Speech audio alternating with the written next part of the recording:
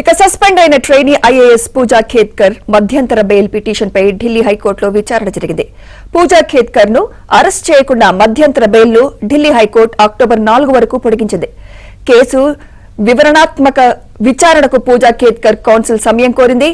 దర్యాప్తు సమయంలో కేసులో పెద్ద కుట్ర బయటపడుతోందని ఢిల్లీ పోలీసుల తరపు న్యాయవాది కోర్టుకు తెలిపారు. తదుపరి విచారణను ఢిల్లీ హైకోర్టు అక్టోబర్ 4కి వాయిదా వేసింది.